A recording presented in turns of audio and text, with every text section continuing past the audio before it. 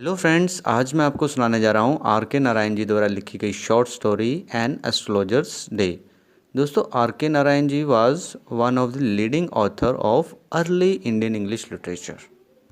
दोस्तों, स्टोरी का जो एटमॉस्फेयर है, जो सेटिंग है, वो कुछ इस तरह से है कि उस संकरी सी गली में दोनों तरफ वेंडर्स बैठे हुए हैं। कोई मूंगफली बेचने वाला है, कोई कपड़े बेचने वाला, सस्ते कपड़े, कोई मेडिसिन बेचने वाला, कोई चोरी का सामान बेच रहा है वहाँ पे बैठ के। और वहाँ पे एक इमली का पेड़ है जिसकी शाखाएं फैली हुई हैं, और भीड़ जो है वो आना जाना लगातार लगा हुआ है। और ये जो वेंडर्स हैं, ये कस्टमर्स को अट्रैक्ट करने के लिए आपस में एक तरह से कंपटीशन सा लग रहा था कि ज़ोर ज़ोर से चिल्ला चिल्ला के बुलाते हैं ना, जैसे अपनी और आइए सामान लीजिए। तो इस तरह का कुछ एटमॉस्फेयर है। और वो जो इमली का पेड़ है जिसकी शाखाएं फैली हुई हैं, उसके नीचे बैठता है जो हमारा एस्ट्रोलॉजर है। बाकी सभी ठेले वालों की तरह वो अपनी एक छोटी सी दुकान लगा के वहाँ बैठता है। Friends, the only character to which we are introduced in the beginning of the story is astrologer himself. तो लेखक ने इसका नाम तो नहीं बताया है, लेकिन एस्ट्रोलॉजर करके इसे हमारे रूबरू करवाया है। तो एस्ट्रोलॉजर होता है दोस्तों जो भविष्य बताता है, ठीक है, प्रोफेसी करता है। जैसे हमारे जन्म पत्री देख के या ग्रह नक्षत्रों को देख के वो एक तरह से प्रोफेसी करेगा कि हाँ, आप ये विघ्न है, ये उपाय कीजिए, एट्सेट्रा एट्सेट्रा। तो इस तरह का एस्ट्रोलॉजर का वहाँ पे बिजनेस है, और इसकी बीवी है और एक बच्ची है। तो उनकी रोजी रोटी चलाने के लिए वो ये सब करता है। इसकी वेशभूषा कुछ इस तरह से है कि इसने माथे पे जो है वो सैक्रेड ऐश भस्म लगा रखी है, जो धूली बोल सकते हैं, जो धार्मिक संत महात्मा लोग लगाते हैं। माथे पे ऐसे धूली लगा रखी है, एक सिंदूर का टिक्का लगा रखा है, और सैफरन कलर का टर्बन भी बांध रखा है, और इसके कपड़े भी सैफरन कलर के हैं, जिस तरह से एक साधु दिखाई देता है। मीन्स उसकी जो वेशभूषा है वो उसके ऊपर बिल्कुल सूट करती है। वो उसका पूरा ध्यान रखता है, और वहाँ पे बैठता है जब, तो लोगों को लगना चाहिए कि यहाँ पे कोई भविष्य वक्ता बैठा हुआ है जो लोगों को अट्रैक्ट कर सके। वो इस तरह से अपनी वेशभूषा बनाकर, अपने चार्ट रखकर, कुछ जन्मपत्रियाँ रखकर इस तरह से सजा के बैठता था ताकि लोग उसको देखें और उसकी तरफ अट्रैक्ट होके उसके पास आएँ। तो दोस्तों, उसकी वेशभूषा तो बिल्कुल एस्ट्रोलॉजर जैसी थी, वो कम्प्लीटली सब कुछ उसी के जैसा लगता था। लेकिन जो एक चीज़ की कमी थी वो क्या थी? He was as much as stranger to the stars as were his innocent customers. तो जिस तरह से सितारों का ज्ञान उसके कस्टमर को होता था, उतना ही उसको था। उसको कुछ भी नहीं पता था एस्ट्रोलॉजी के बारे में, कोई ABCD नहीं जानता था, लेकिन फिर भी वो किसी न किसी तरह से अपनी चालाकी से लोगों को प्लीज़ कर देता था, और आश्चर्यचकित भी कर देता था कभी कभी गैस वर्क से, ठीक है। तो ये जो करेक्टर पोर्ट्रेट किया है एस्ट्रोलॉजर का हमारे राइटर ने, वो क्या है? Perfect portrait of an astrologer whom one can meet anywhere almost daily in the towns and market places. तो दोस्तों, ये 1943 से लेके 1947 तक के दौर की कहानी है। तो उस हिसाब से पोर्ट्रेट किया गया है एस्ट्रोलॉजर का करेक्टर। दोस्तों, स्टोरी में सस्पेंस क्या है? सस्पेंस क्या है, ये इस स्टोरी का बहुत ही इंपॉर्टेंट एलिमेंट है जो कि राइटर यूज़ करता है स्टोरी टेलिंग में, जिससे स्टोरी में मज़ा आता है। तो सस्पेंस ये है कि हमें बताया जाता है कि जो एस्ट्रोलॉजर है, he never wanted to be an astrologer when he started his life. वो अपने गांव को छोड़कर भाग आया था शहर में, और शहर में वो रह रहा था दोस्तों, और वापस गांव जाना नहीं चाहता था, क्योंकि जब जब उसकी बीवी उससे बात करने लगती कि गांव के बारे में, तो वो टाल मटोल कर देता था। यहाँ से पता चलता है कि कोई ना कोई ऐसा राज छुपा हुआ है जिसकी वजह से वो शहर में आकर बैठा है। तो दोस्तों, स्टोरी शुरू करते हैं। Told that one night our hero, जो हमारा हीरो है, जो एस्ट्रोलॉजर है, जो मेन प्रोटैगनिस्ट है, मुख्य पात्र है हमारी कहानी का, is about to call it a day when he sees a man standing in front of him and considering him a possible client. तो वो अपना दिन का काम, जैसे शाम हो चुकी थी, अंधेरा हो रहा था, उसने अपना काम समेट कर घर जाने की तैयारी कर रहा था, लेकिन उसे एक आदमी खड़ा दिखता है अपने सामने। वो उसे लगता है कि पॉसिबली कोई क्लाइंट आया है, एज़ यूजुअल जैसे कोई रोज़ आता था।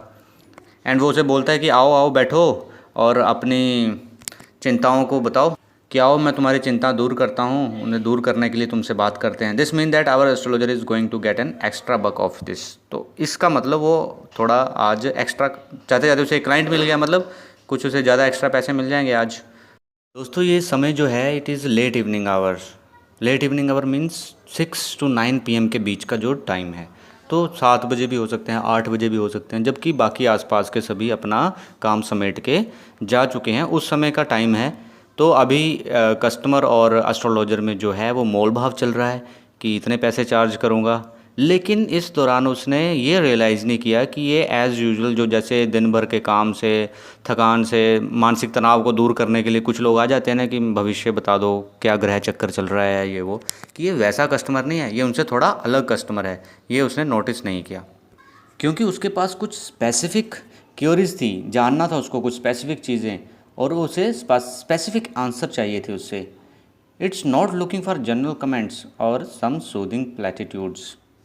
उसको वो घिसी पिटी बातें नहीं सुननी थी, उसको जनरल मतलब जेन्यून रीज़न जानना था, ठीक है। उसे सूदिंग प्लेटिट्यूड्स मतलब घिसी पिटे संतावने जनक वर्ड्स नहीं सुनने थे, वो वहाँ सच जानने आया था। उसके पास कोई पर्टिकुलर क्यूरीज थी और वो बोलता है उससे कि अगर इसका सही जवाब दोगे तो मैं इसके इतने पैसे दूंगा, नहीं तो इससे डबल उसके वापस ले लूँगा। तो दोस्तों एटमॉस्फेयर कुछ ऐसा है कि अंधेरा है बिल्कुल, आसपास कोई वेंडर भी नहीं है, नट वेंडर सब जा चुके हैं, उसके पास अपनी रोशनी तो है नहीं। वहाँ थोड़ी सी कहीं से ग्रीन लाइट आ रही है जिसकी वजह से थोड़ा बहुत वहाँ से रोशनी दिखाई दे रही है, और एक दूसरे का चेहरा तो वो बिल्कुल नहीं देख पा रहे हैं। साथ ही साथ जैसे ही जो क्लाइंट है, वो जो स्ट्रेंजर उसके पास आया है, अपनी माचिस को जलाता है सिगरेट जलाने के लिए, तब वो उसके चेहरे को देखता है। जैसे ही एस्ट्रोलॉजर की नज़र उसके चेहरे पे पड़ती है, उसकी एक झलक दिखाई देती है, वो कांपने लगता है और जो उसके वर्ड्स हैं वो डगमगाने लगते हैं, ठीक है दोस्तों। और वो थोड़ा सा मतलब डर जाता है, अनकंफर्टेबल महसूस करता है और वो वहाँ से जाने की बात करता है। लेकिन जो क्लाइंट है वो कहता है कि नहीं भाई, ऐसा नहीं है, the challenge is a challenge. जो बात कही है या तो जवाब दो या फिर डबल पैसे वापस लूँगा। तो फ्रेंड्स अचानक से एस्ट्रोलॉजर आगे बोलने लगता है कि तुम्हें चाकू मारकर मरने के लिए छोड़ दिया गया था, पास वाले खेतों में धक्का मारकर वहाँ फेंक दिया गया था। तो और उसे उसका नाम भी बताता है, गुरु नायक। जो स्ट्रेंजर है उसका नाम होता है गुरु नायक। तो दोस्तों स्ट्रेंजर उसे पूछता है कि क्या वो जिसने उसे मरने के लिए छोड़ दिया था चाकू मारकर, क्या वो उसे मिलेगा दोबारा? वो उसे छोड़ेगा नहीं। तो एस्ट्रोलॉजर कॉन्फिडेंटली बोलता है कि वो आदमी मर चुका है, अब वो तुम्हें नहीं मिलेगा। 4 महीने पहले वो मर चुका है, इसलिए वो उसे एडवाइस करता है कि उसे ढूंढना बंद करो और उसे अपने घर की तरफ चले जाना चाहिए और इस रास्ते पर दोबारा कभी वापस नहीं आना चाहिए, क्योंकि अगर वो यहाँ पे आएगा साउथ टूवर्ड्स द साउथ तो उसकी जान को खतरा है। अब जो है वो सरप्राइज़ ये है कि उसके अंदर कोई अलौकिक शक्ति आ गई थी या फिर उसने ये सब कैसे बताया, ठीक है दोस्तों। तो ये है एक सस्पेंस, तो ये हमें आगे पता चलता है। और इस तरह से किसी तरह से वो वहाँ से निकल कर अपने घर पहुँचता है। जब अपने घर पहुँचता है, अपनी वाइफ से मिलता है और खाना वाना खाने के बाद उसे बताता है कि आज उसके ऊपर, उसकी छाती के ऊपर से एक बहुत बड़ा बोझ हल्का हो गया है। वो उसको सारी बात बताता है कि कुछ साल पहले जब वो गांव से आया था तो वो उसे लगता था कि उसने खून किया है, एस्ट्रोलॉजर को लगता था, लेकिन वो इंसान ज़िंदा है। गांव में ज़मींदार के साथ जुआ खेलते हुए शराब के नशे में उसका झगड़ा हुआ था और उसने झगड़े में उसको चाकू मार दिया नशे में, और इस तरह से धक्का मारकर पास वाली खेतों में फेंक के वो वहाँ से गांव छोड़कर भाग आया और तब से वो शहर में रह रहा था, इसलिए वो गांव जाने के लिए मना करता था। तो उसे लगता था कि वो खूनी है, लेकिन आज उसके मन का बोझ बहुत बड़ा हल्का हुआ है।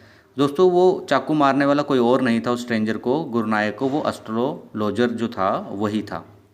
अब गुरुनायक उसको पहचानने में फेल्ड हो जाता है क्योंकि अंधेरा था, लेकिन जब उसने अपना सिगरेट जलाने के लिए लाइटर जलाया या माचिस जलाई, तब एस्ट्रोलॉजर ने उसकी एक झलक देखी, उसके फेस की एक झलक देखी और वो उसे पहचान गया। इस वजह से वो थोड़ा कांप गया था, डर गया था, और जब उसे लगा कि ये उसको पहचान नहीं पाया है तब उसने झूठ मतलब इस तरह से उसको बताना शुरू किया कि उसके साथ ऐसा ऐसा हुआ था, और वो उसकी बात मानकर उसको जितने पैसे थे देकर वहाँ से चला जाता है। और अभी एस्ट्रोलॉजर थोड़ा शांत भी है, कंफर्टेबल महसूस करने लगा, क्योंकि उसको अच्छा लग रहा था कि वो मैनेज कर लिया उसने सिचुएशन को, और उसे वापस गांव में जाने के लिए भी बोल दिया और दोबारा उस एरिया में वापस आने के लिए भी सलाह दे दी है।